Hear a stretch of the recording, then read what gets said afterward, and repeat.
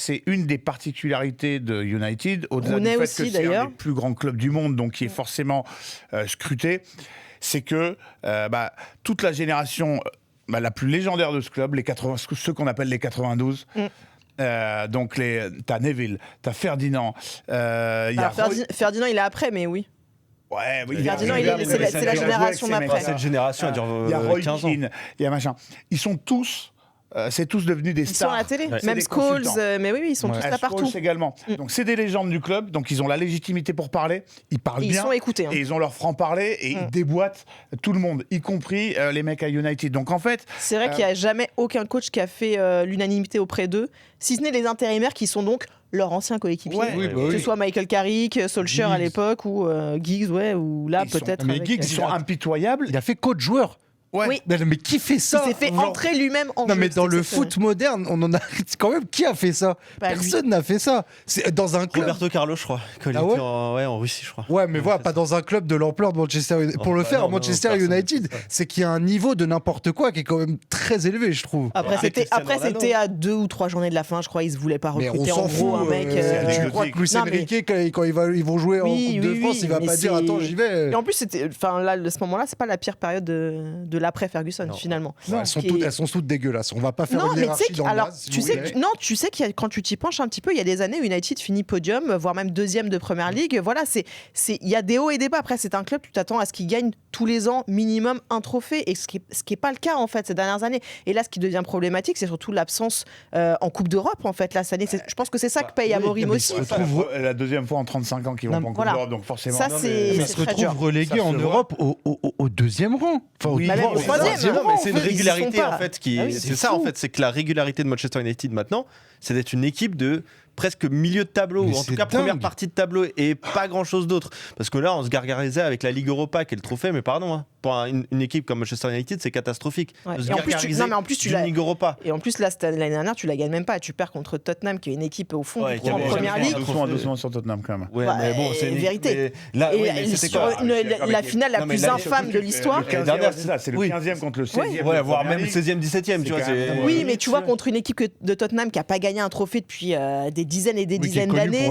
Voilà, tu vois ce que je veux dire. Et tu perds face à ça. Mais d'ailleurs, United s'est fait une spécialité de casser tout ce genre de records. Là, pareil, Wolverhampton qui n'avait pas gagné un match et tout, etc.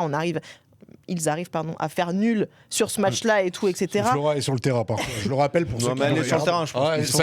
Ça lui arrive de rentrer à gauche. Ça ferait pas tâche. Non, mais tu sais, il y a eu plein de séries comme ça, des équipes qui n'avaient jamais gagné Old Trafford, qui sont mises à gagner Old Trafford, des équipes qui n'avaient jamais battu United, qui les ont battus. Par qui en août, là, en Carabao, mais oui. Gribsy Town. Non, mais t'as aussi ce côté prestigieux, parce que United, c'était une équipe qui faisait peur, c'est une équipe qui était crainte en Première Ligue. Et à un moment donné, c'est absolument plus le cas. Ils ont plein de jeunes qui sont très bons. Les Rashford, etc. C'est ça. Et ils sont coupés de leur académie. Tu l'as dit. Et tu vois, il y a un symbole. Enfin, ils y sont peut-être pour rien, parce que peut-être que si on avait été directeur au football là-bas, on l'aurait fait. Mais Macto qui part à Naples, Scott McTominay qui devient joueur de l'année en Serie A, qui gagne le titre. Alors que c'est un comeback. Alors que c'était un joueur du cru vraiment du United. Pour le coup. C'est ce que j'allais te dire, c'est que tu as l'exemple Kobe Mainoo, alors qui a l'air d'être bien entouré. Là, son frère, ça a l'air d'être un peu un deb aussi quand même. Et qui joue plus du coup là. Libérer Kobe Mainoo, il a bien mis la merde. Il a pas aidé aussi. Non mais quand même. Rashford qui s'est bien placé pour savoir que c'est une institution qui s'est construite avec un mix de mecs comme Cristiano Ronaldo, comme Cantona, mais je veux dire, dans les équipes où il y avait des stars, il y avait toujours le Nicky Butt qui traînait. Wayne Rooney. Wayne Rooney, il arrive, c'est autre chose, c'est qu'ils arrivaient surtout à faire venir aussi tous les prospects, les meilleurs joueurs britanniques de Première Ligue. Maintenant, ces gars-là, ils vont à City, ils vont à Arsenal, ils vont plus à United. Et United s'est coupé de ce qui faisait une sorte de particularité, c'est-à-dire, voilà, t'as des mecs qui sont pas des esthètes, qui seront jamais ballon d'or, mais qui te font gagner des matchs, quoi. Et McTominay, on pouvait pas prévoir la trajectoire qu'il aurait en quittant United, mais quelque part, tu pouvais te douter que c'était une connerie de te couper de mecs comme ça, surtout dans des équipes qui savent pas où elles vont. T'as besoin de gars avec leur gueule de sortie de pub, là, leur accent à couper au couteau, qui ont. Mais non, mais qui de temps en temps demandent à Roy Keane. C'est pareil, Roy Keane, je pense pas qu'au début de sa carrière, on lui prédisait un tel palmarès. Old School et c'est tout. Des mecs mecs, ils savent gueuler au moment où il faut, ils savent mettre le tacle un petit peu au-dessus du tibia quand Après, ça va mal. Tu vois, corrige-moi si je me trompe, mais j'ai l'impression que ça, c'est un petit peu. Et je me suis fait cette réflexion ce week-end en regardant la Première Ligue. C'est un peu une autre époque aussi. Oui, tu vois ce que je veux dire, c'est pas juste propre à United. Toutes les équipes en Première Ligue aujourd'hui. Alors peut-être Arsenal fait un petit peu exception, mais tu les cherches quand même les joueurs du cru aujourd'hui de chaque grosse équipe de PL. Tu vois pas, Flora, de faire les choses à peu près convenablement. Non, mais ça, on est complètement d'accord. Amorim, première saison, il arrive, tu peux te dire, ok, il n'a pas choisi les mecs, c'est le nouveau génie, il va lui falloir du temps. Bon, il arrive, il est keblo sur son 3-4-2, c'est ça qui lui a un petit peu reproché. Ouais. C'est ça il a jamais voulu vriller. Mais en même temps, lui, il peut argumenter. Les joueurs qu'il a recrutés, autant l'an dernier, parce qu'ils font une série de défaites, je crois, ils font 7, ils commencent par 7 ou 8 défaites d'affilée. C'est le début de saison. On se dit, non, ça va le faire, quand il aura mis ses idées en place. Et là, cet été, je suis désolé, c'est lui qui est aux manettes quand même. Mbeumo, Cunha et Sesco pour 250 plaques, c'est quand même lui qui a appuyé sur le bouton, même s'il y a un directeur du football. Pourquoi tu disais que quand Bruno est pas là, il y a rien. Pourquoi ils ont pas recruté un créateur, un mec qui crée quelque chose? Moi, j'ai pas vu leur match. Beaucoup cette année. Mbeumo, je pense qu'il est bon. Moi, je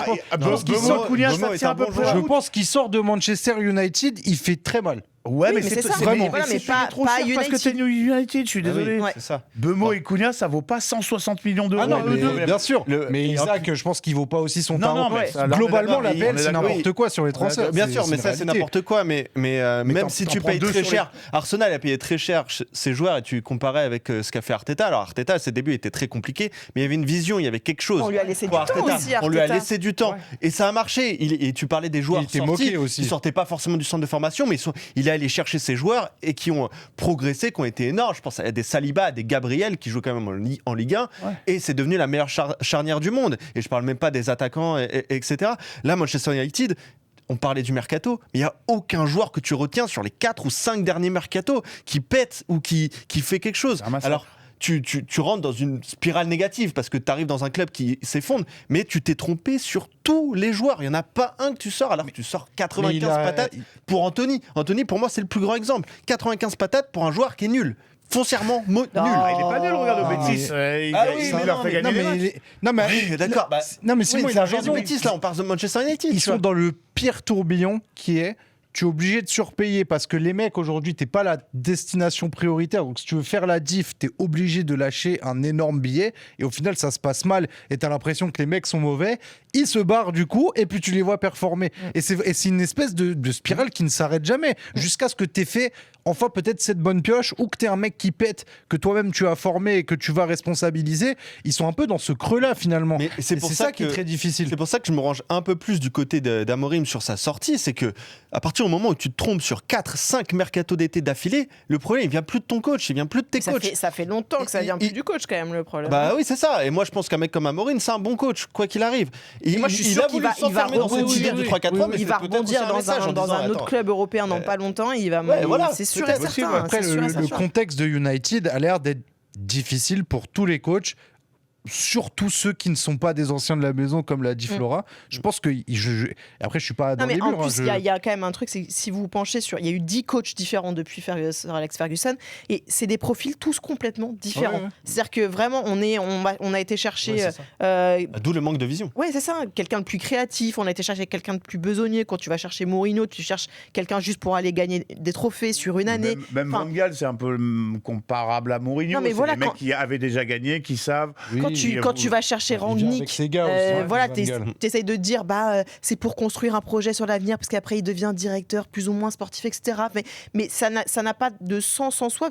Ten Hag, tu vas le chercher avec ce projet-là du long terme et au final ça fonctionne pas non plus. Et lui c'est pareil, il a explosé en vol et le pauvre il va traîner en plus cette réputation-là maintenant pour la suite de sa carrière. Donc Amorim il avait l'air soulagé là, j'ai vu. Il était tout sourire. Les photos là avec sa femme. Moi je pense qu'il a dû prendre un petit chécos aussi. Alors il devait prendre s'il se faisait virer avant le 1er novembre. Il prenait 12 millions de livres. Pas mal. Là, les journaux anglais se demandent. Ça fait beaucoup de livres à lire. Il va avoir du temps pour lire. Beaucoup de pointes sur beaucoup de lectures. Mais les journalistes anglais avaient l'air quand même sûrs que ça allait bien se passer quand même pour l'indemnité. Oui, mais le siège est trop éjectable aussi. Aussi qui avait pris beaucoup. Non, mais tu sais que tu as très peu de temps. En fait, mais franchement, je me remémore. Attention, ça n'a pas duré très longtemps.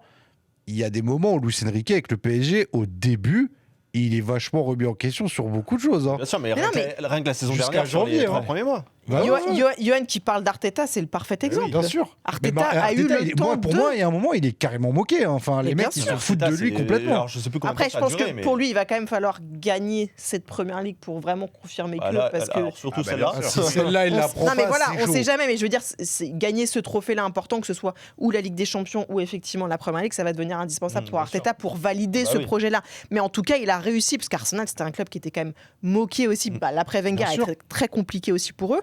Et finalement, mais ils ont pris le temps en fait de construire tout ça. Mais ils ont vraiment cassé, c'est-à-dire qu'ils n'ont jamais joué l'entre-deux. Et je pense que United a toujours essayé de jouer l'entre-deux justement depuis Ferguson, en essayant de rester sur on est proche du haut niveau, on est proche de l'Europe et tout, alors qu'il y a peut-être vraiment voire une saison et demie à totalement sacrifier. Mais c'est ça, il fallait peut-être accepter tout péter pour tout reconstruire. Il fallait accepter. Arsenal, ils ont accepté le fait qu'ils allaient retomber d'un étage et sans manquer de respect aux fans d'Arsenal.